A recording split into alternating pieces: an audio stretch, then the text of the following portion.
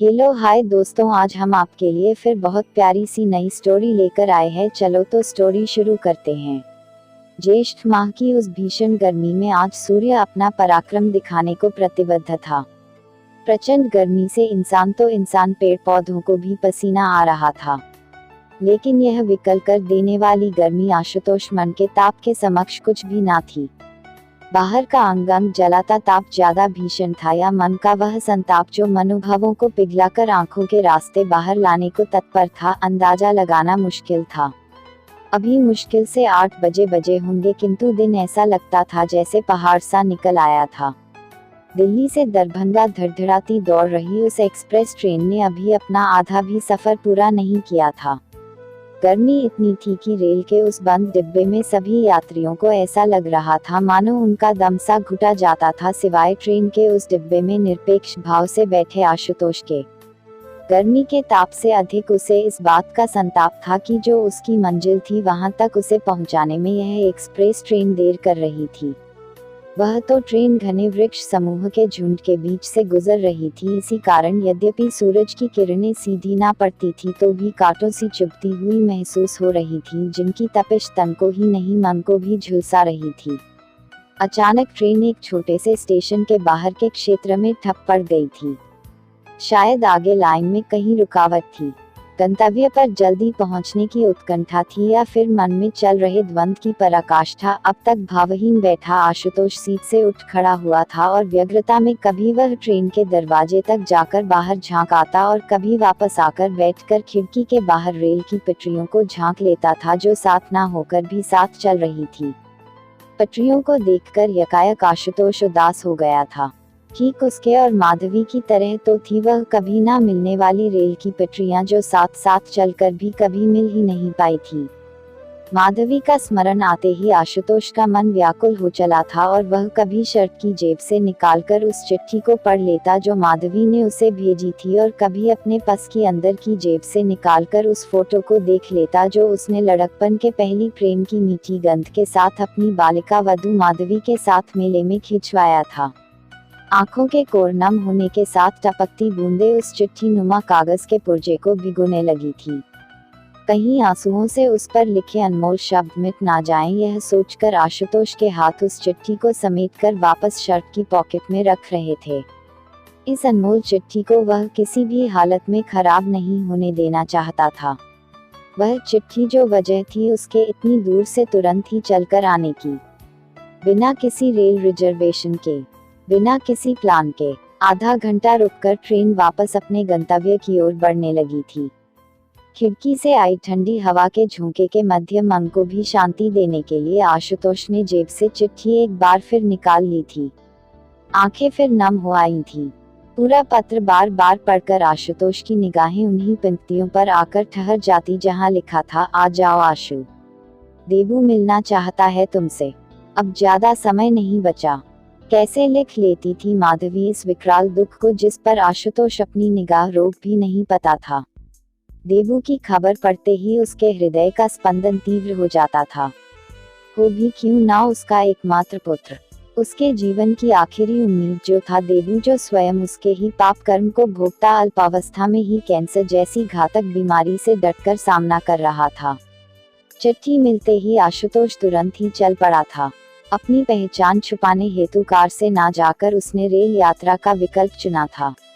तत्काल में लिया हुआ रिजर्वेशन टिकट कंफर्म नहीं करा पाया था और वह एक कोने की सीट पर सिकुड़ा बैठा भागा जा रहा था ट्रेन के साथ, माधवी के पास, देबू के पास, अपनी जिंदगी के पास, जिन्हें कभी वह भरपूर जिंदगी जीने के लिए, अच्छा भविष्य बनाने के लिए मझधार में अकेला छोड़ आया था। ट्रेन तेज भाग रही थी या बचपन में माधवी को लेकर उसके मन की उड़ान तय करना मुश्किल था। एक्सप्रेस ट्रेन होने के कारण बिना किसी स्टेशन पर रुकी वह भागे जा रही थी और साथ ही भाग रहे थे आशुतोष के मन के भाव, जो ले जा रहे थे उसे उस समय की ओर जब वह माधवी के साथ गांव की कच्ची पगडंडी पर घंटों दौड़ लगाता, उसके साथ खेलता और मन ही मन भविष्य को लेकर सपने बुनता।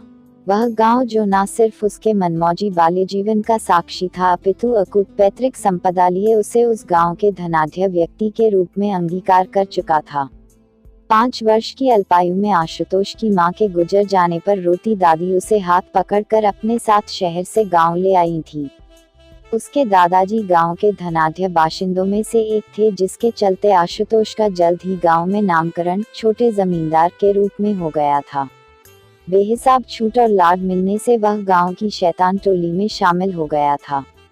उम्र का 13वां साल चल रहा था। कुछ शरीर में बदलते हार्मोन का प्रभाव और कुछ गांव में आया नया सिनेमा। आशुतोष एक सतरंगी दुनिया की सैर करने लगा था।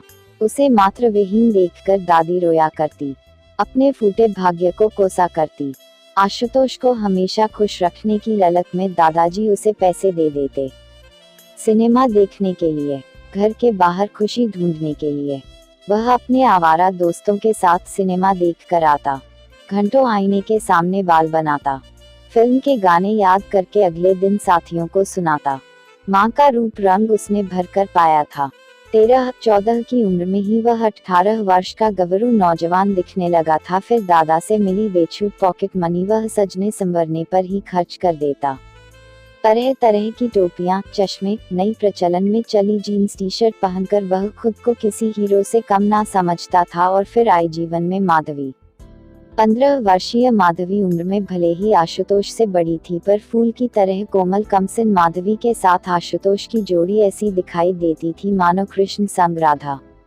बड़ी बड़ी आंखों वाली दूधिया गौर वर्णी माधवी कोई ना कोई बहाना ढूंढ लेती थी आशुतोष से मिलने का, चाहे वह बहाना आशुतोष को छुपकर खीर देना हो या फिर गणित के सवाल समझना हो। यह बात अलग थी, एक तो आशुतोष उससे 2 क्लास पीछे था और साथ ही था पढ़ाई में गोबर गणेश, तो वह भला क्या गणित हल करता। पर माधवी घर पर यही बहाना बनाकर आती कि उसे आशुतोष से पढ़ने जाना था। माधवी नित ख्वाब सजाती कि वह विवाह करेगी तो आशुतोष से, और वह यह बात जता भी देती उसको। आशुतोष हंसकर कहता कि तूने शक्ल भी देखी है अपनी शीशे में, कहाँ तू और कहाँ मैं गांव का छोटा जमींदार।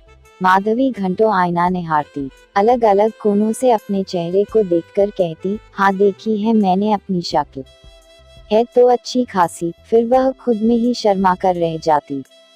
जब गांव में रामलीला की बात चली तो कुछ आशुतोष का रंग रूप और कुछ उसके दादाजी के प्रभाव से उसका राम बनना तय हो गया। जब माधवी को इस बारे में पता चली तो उसने रोज मंदिर जाकर भगवान से प्रार्थना शुरू कर दी कि सीता का रोल उसे ही मिले। वह रामलीला के संचालक के पास सुबह शाम चक्कर काटती, मिन्नतें करती, दादी के पास जाकर घंटों उनके बाल बनाती, उनके पैर दबाती और उनका मनपसंद भोजन भी स्वयं बनाती।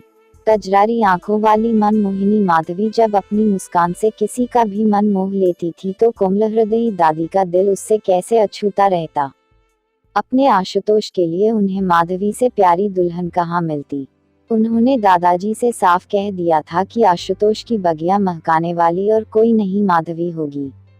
जिस लड़की के पास सीता का रोल था उससे लेकर माधवी को सीता का रोल दे दिया गया और बहुत धूमधाम से सीता स्वयंवर वाले दिन ही आशुतोष और माधवी दादा दादी के परम आशीर्वाद से विवाह बंधन में बंध गए थे। बहुत बुलाए जाने पर भी आशुतोष के पिता ने आशुतोष के विवाह में भी गांव में आना उचित नहीं समझा। उस छोटी उम्र में विवाह का सही अर्थ ना समझने वाला आशुतोष बस माधवी का साथ पाकर प्रसन्न था, जो साल दर साल अटूट प्रेम में परिणत होता जा रहा था। आशुतोष की दादी दोनों को प्रेम के बंधन में बंधे साथ बड़े होते देख निहाल हुए जाती। वह उन दोनों की बलैया लेते ना थकती थी। प्रेम की रथ पर सवार वे दोनों एक दूसरे में मगन रहते और यौवन की दहलीज पर आते आते उनकी प्रेम की बगिया में देवबंधु नामक प्यारा फूल खिल चुका था। अपना सुखी संसार बसता देखकर दादी भगवान से मन ही मन प्रार्थना करती थी कि उनके बच्चों को किसी की नजर ना लगे, पर होनी को कौन टाल सकता था जब कुदृष्टि काली नजर डालने वाला घर में ही उपस्थित था।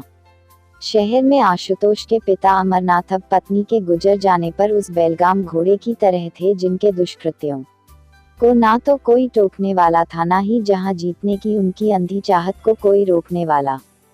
इसी क्रम में अपनी कंपनी के लिए महत्वाकांक्षी टेंडर भरवाने वाले मंत्री महोदय की दिमाग से अल्पविकसित इकलौती बेटी की विवाह की विकराल परेशानी को देखकर उन्हें जो योग्य उम्मीदवार नजर आया वह था उनका अपना पुत्र आशुतोष।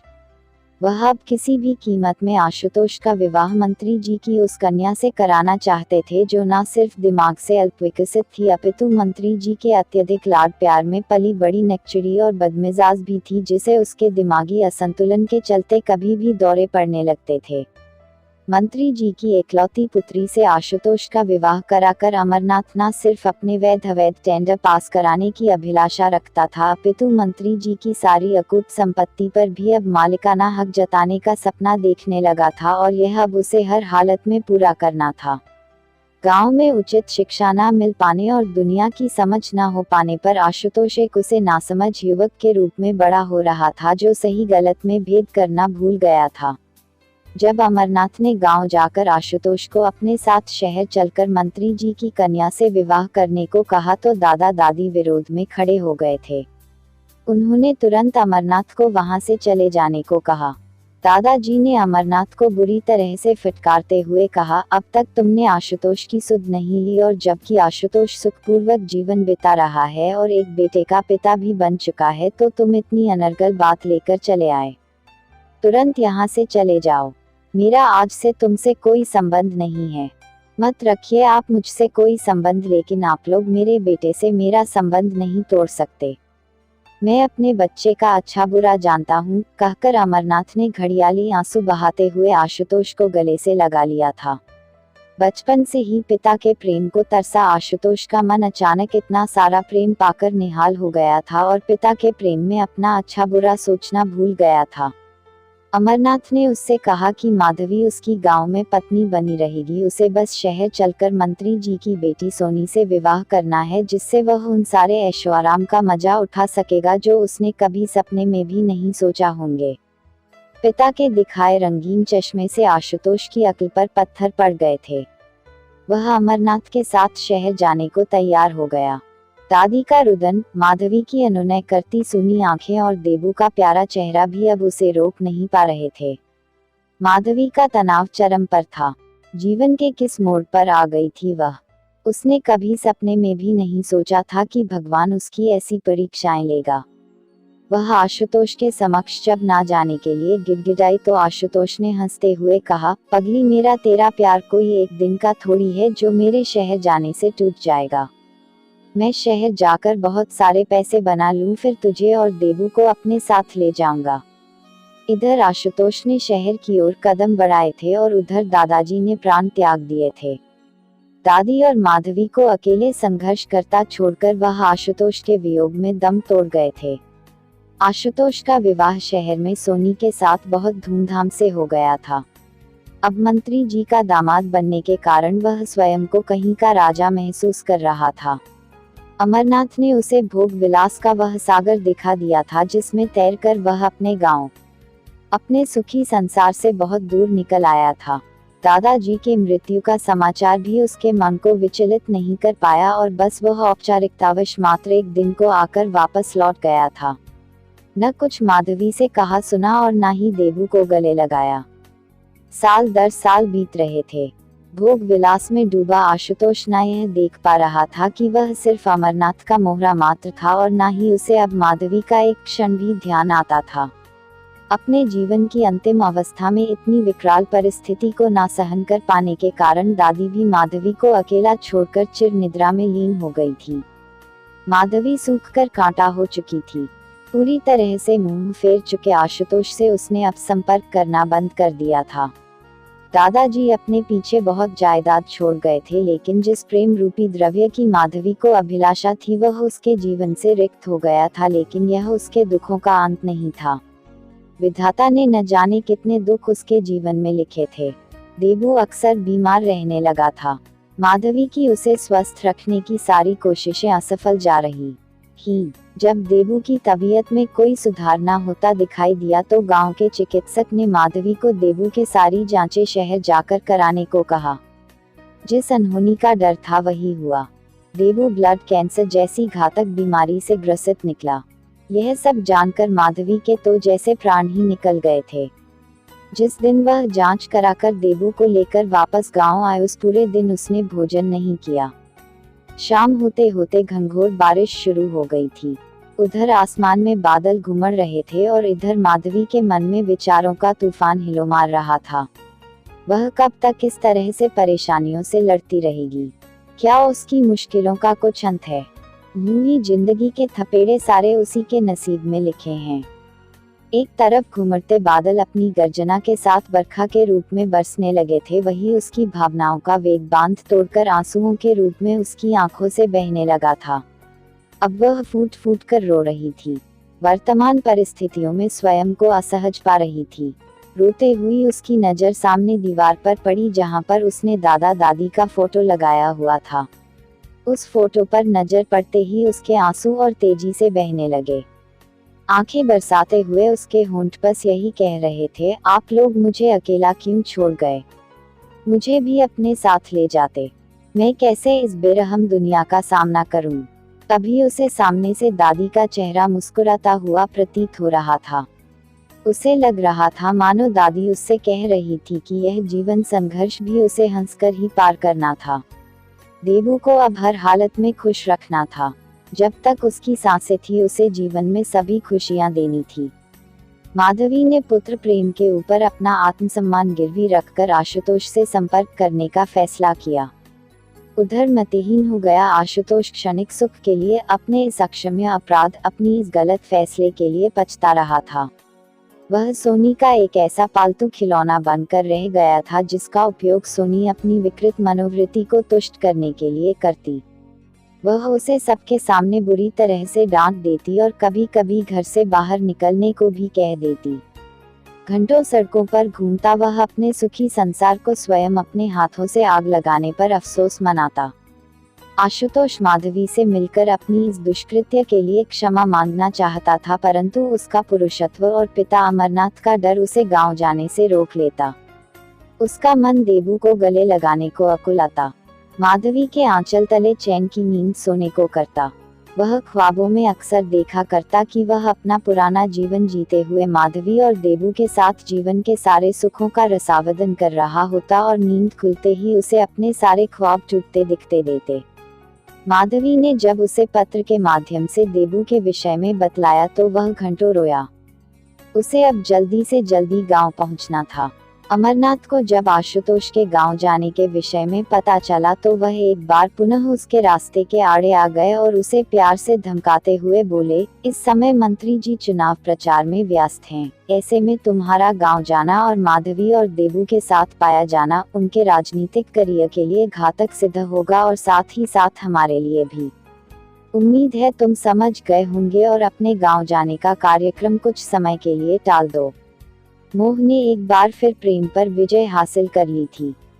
सामाजिक प्रतिष्ठा का भय। पिता की धन लोलुपता ने आशुतोष के पैर में एक बार फिर बेड़ियां डाल दी थी। उसने माधवी को अपने आने की असमर्थता से अवगत करा दिया था।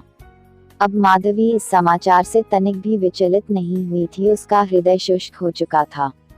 जिस सुख की अभिलाषा में उसने सालों साल बता दिए थे वह उसके भाग्य में ही नहीं है। जिन ख्वाबों को सजाने के लिए उसने पूरी जिंदगी प्रतीक्षा की थी वह उसे दरकते प्रतीत हो रहे थे। उसे अच्छे से समझ आ चुका था, आशुतोष वापस नहीं लौटेगा। अब उसे अपना जीवन देबू के जीवन के शेष रहे समय में उसको यथासंभव अपनी सामर्थ्य अनुसार सर्वसुख उपलब्ध कराना था। वह ना चाहते हुए भी देबू के साथ हंसती थी, उसके संग खिलखिलाती थी, उसे अपने हाथ से भोजन कराती और समय समय पर चिकित्सीय जांच भी। धीरे धीरे देबू का स्वास्थ्य और भी खराब रहने लगा। प्रतिदिन उसकी चिंता में घुली रहने वाली माधवी अब सूखकर कांटा हो गई थी। चिकित्सकों ने भी अब जवाब दे दिया था। देबू के पास सांसें लेने के लिए बहुत कम समय बचा था। और माधवी, वह भी कहा, इससे अछूती थी। उसकी तो सांसें स्वयं देबू ही था। वह एक बार अपमानित होने के कारण दोबारा आशुतोष से संपर्क नहीं करना चाहती थी, परंतु वह देबू को जितना अपना समझती थी उतना ही अधिकार आशुतोष का भी मानती थी। इसलिए अपने अंतिम समय में देबू आशुतोष के दर्शन भी कर ले, यह सोचकर उसने भारी मन से आशुतोष को पत्र लिखा। प्रिय आशुतोष, ज्ञात नहीं तुम्हें प्रिय संबोधित करने का मुझे अधिकार है या नहीं। तुमने मुझे प्रिय माना हो या नहीं, परंतु ईश्वर जानता है तुम मुझे संसार में सबसे प्रिय रहे। इसलिए चाहे तुम मुझे प्रिय कहने का अधिकार दो या ना दो, तुम मेरे लिए सदैव प्रिय रहोगे, मेरे अंतिम सांस तक, जिसे शायद मैं कब लूं मुझे भी स्वयं नहीं पता। बचपन से तुमने जो प्यार का नींव बनाया था वह तुम्हारे हाथों ही उजड़ जाएगा, ऐसी मैंने न कामना की थी और ना ही कल्पना। जिस दिवस तुम मुझे यहाँ अकेला छोड़ गए थे वही मेरे जीवन का अंतिम सबसे सुखद दिवस था। उसके बाद बस मेरा शरीर ही सांसें ले रहा है, आत्मा जो तुम अपने साथ ले गए। देखो मेरे सारे सुख, मेरे सारे वैभव तुमसे ही थे, तुम्हारा साथ क्या छूटा, मेरी तकदीर ही मुझसे रुठ गई। पहले दादाजी गए, फिर दादी और अब शायद देबू और उसके संग मैं भी। तुम गांव के छोटे जमींदार थे और मेरे हृदय पर पूर्ण अधिकार रखने वाले महाराज। तुम तो चले गए परंतु मेरी सांसों को अपना कर्जदार बना गए। न जीते बना ना मरते। देबू जो साथ था, अब यह जिम्मेदारी भी मेरे हाथ से छूटे जा रही है। आ जाओ आशु, देबू मिलना चाहता है तुमसे, अब ज्यादा समय नहीं बचा है। आकर एक बार पिता के रूप में उसे गले लगा लो और हम दोनों को विदा करो। तुम्हारी कहलाए जाने का अधिकार तो नहीं रखती परंतु अंतिम सांस तक तुम्हारी। माधवी। इतना हृदय विदारक, इतना अनमोल पवित्र प्रेम का साक्षी पत्र पढ़कर आशुतोष पल भर भी नहीं रुका। पिता कहीं उसकी राह में फिर से रोड़ा ना डाल दे, इसलिए उन्हें बिना बताए, बिना घर से कार लिए ट्रेन के रास्ते चल पड़ा। अब उन्हें क्या बताना था, क्या शेष रह गया था। स्वयं उसे भी भय था कि क्या उसके पवित्र प्रेम के भग्नावशेष शेष रह गए होंगे। वह पूरे रास्ते बस यही प्रार्थना करता रहा कि भगवान अगर उसे एक अवसर दे दे तो वह अपने अधूरे ख्वाबों को खुलकर जिएगा, माधवी और देवू को समाज में स्वीकार कर अपना नाम देगा, वापस शहर नहीं लौटेगा, उस छद्म दुनिया से दूर यहाँ गांव में अपना प्यार का संसार बसाएगा। ट्रेन नियत समय पर दरभंगा पहुंच गई थी और उसे अब वहां से अपने गांव के लिए बस से सफर तय करना था। लगातार के 2 घंटे के सफर के पश्चात अब वह अपने गांव के बाहर खड़ा था और वहां से तांगा लेकर अपनी हवेली की ओर बढ़ रहा था।